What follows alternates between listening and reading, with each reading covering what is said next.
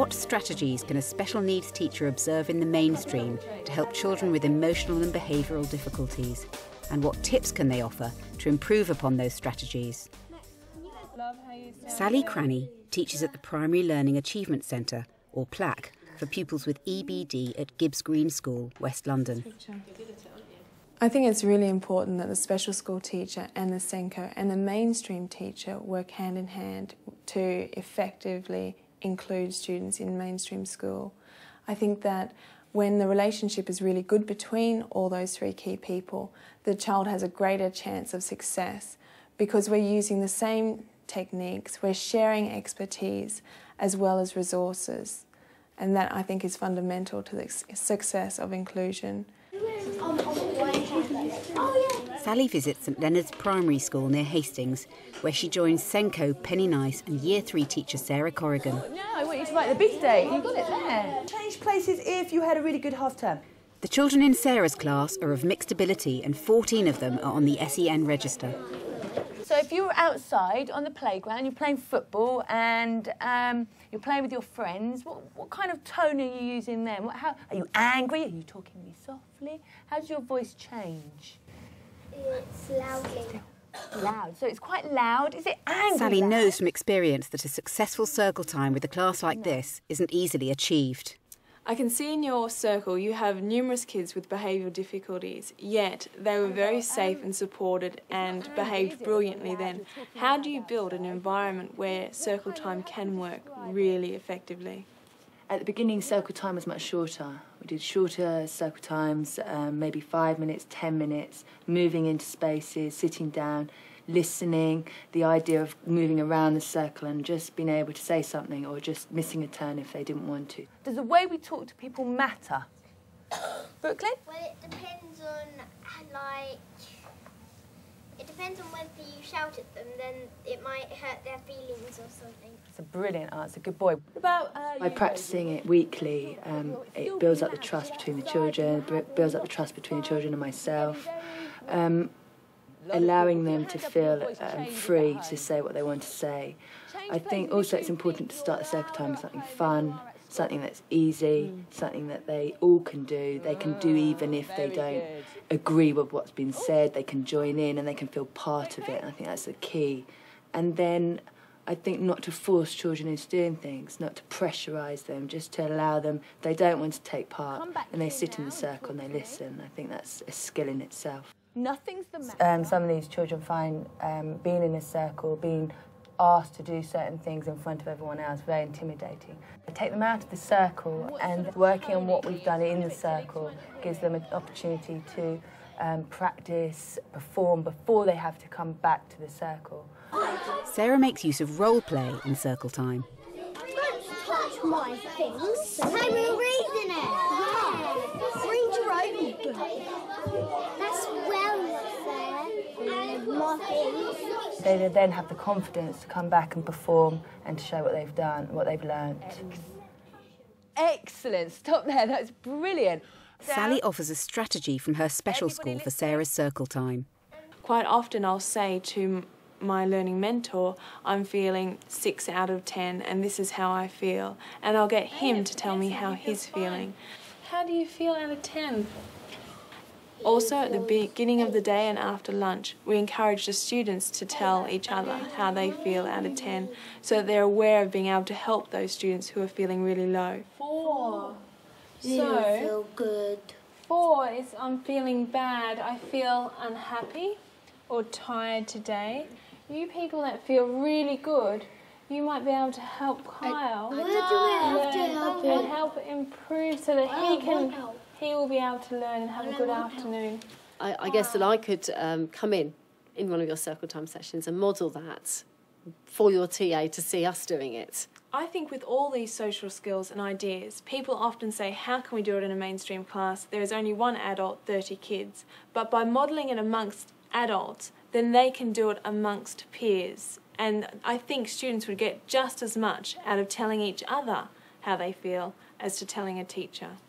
And how do you decide who does what on the game? At St Leonard's, classes are paired to encourage social support between pupils. Sarah's Year 3 class is teamed with a Year 5 class. In a weekly exercise called Response Partners, they work together in small mixed groups, designing and making board games. Do you like working with Year 5 students? Yeah? Why?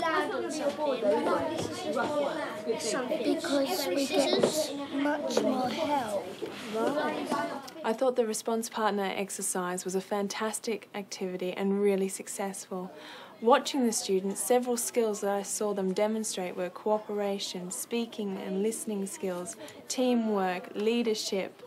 These sorts of skills are vital to develop, and they're doing it naturally. Is there any bigger people? What I would suggest is to really big up those skills and say, this team has got great cooperation at the moment. This is a skill that they're really demonstrating. This team here, or this person's being a fantastic listener. One thing that we do at the plaque is each week we have a focus, so it might be listening or friendship or cooperation, so that everyone around the school is saying those same words and picking up and reinforcing when students are demonstrating those skills, because otherwise the focus is too broad. I like how A is really trying to put everything right. It's working cooperatively. Kyle is working cooperatively. Rio is working cooperatively. Nathan is working cooperatively.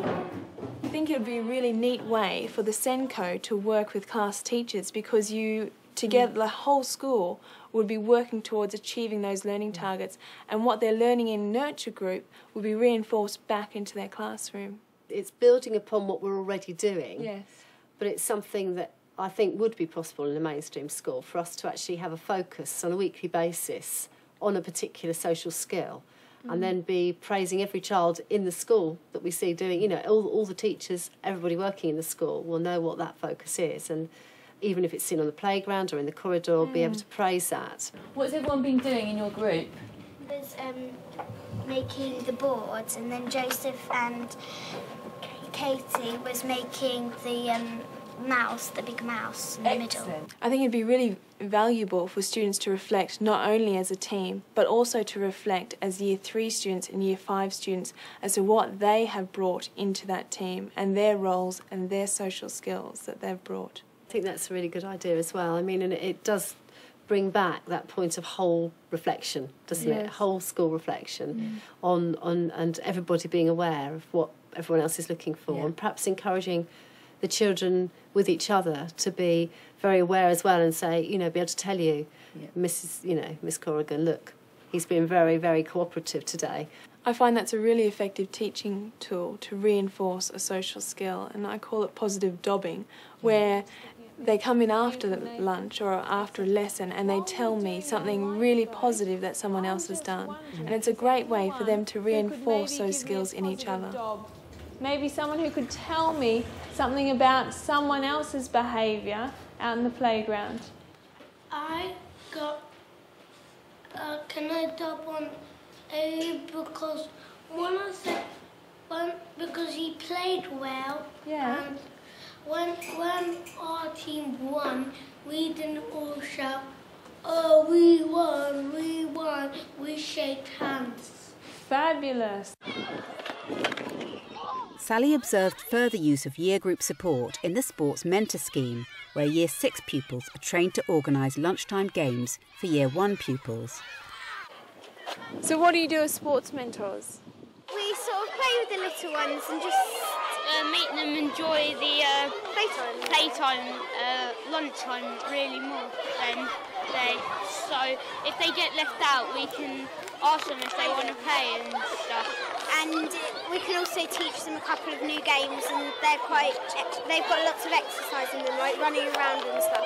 They've got lots of different games in them, and it just tells you like the 3 things that you need to do to make sure that they listen. And it's just like explain clearly, keep them active, and keep it safe, really. They learn manners for their teachers. They learn new games, which most of them they thoroughly enjoy. I think the younger children enjoy playing with us because it boosts their confidence playing with older children, and they just have so much fun with us and really helps them get along with each other. Jump Ahead is an early intervention programme to help Year 1 pupils with physical activities and coordination skills. I think you can't assume that all students have the experience of throwing and catching a ball, because some don't, and that has a huge effect on their confidence. Yeah, absolutely. I mean, I agree entirely. What we're trying to do is fill some big gaps in all these different activities that we do. Whatever it is, you're trying to fill some of those developmental gaps, and it may not be anything to do with reading and writing as such, but it has a major knock-on effect to their actual learning. So here, what they're practicing is coordination, being able to roll a ball, catch a ball, and it develops their confidence in a wider sense. So when they go into a PE lesson, they feel more confident, and just on the playground as well, they feel more confident, and it all helps with social skills, because the more confident they are, the better they are socially, really. I think what I really like about this activity is it's giving the children that experience in a small group, so they can build up the friendships, and with lots of adult support, so they're safe and they're supported. Now we practice. Back in the Year 3 class, Sally observes a history lesson in which the pupils sew an image based on the Behaviour tapestry. What have I got to do now? Stacey, nice and quiet, lovely. Tie a knot in the end. You right there, Joe? Sit up nicely. The social skills that are being demonstrated at the moment are good concentration, hand-eye coordination, working nicely with their peers, speaking appropriately to their fellow students. And these skills could also be rewarded and commented on to let the students know that they're doing very well socially as well as getting on with the task. You are doing so brilliantly, young man. I'm so amazed with you. Your concentration is just blowing my mind away. Do you find it easy? No, I find it like...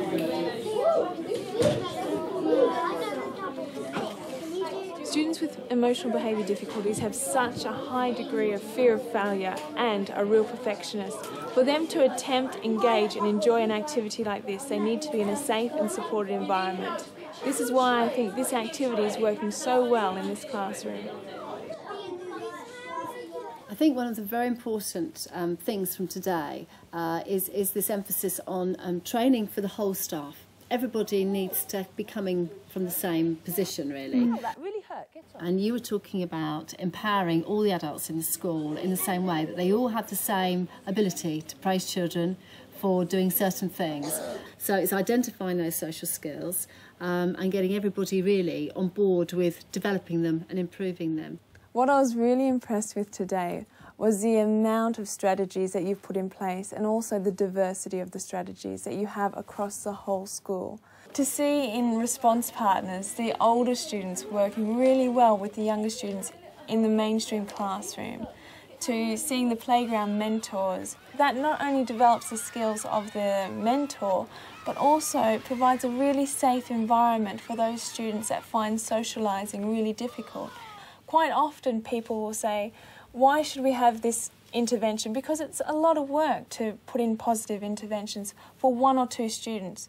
But the truth of the matter is, a lot of our students in our mainstream classrooms are having emotional difficulties and do have emotional needs that haven't been met, even if they're not outplaying that in behaviour difficulties. And these really positive strategies that you have in place in this school are meeting those needs.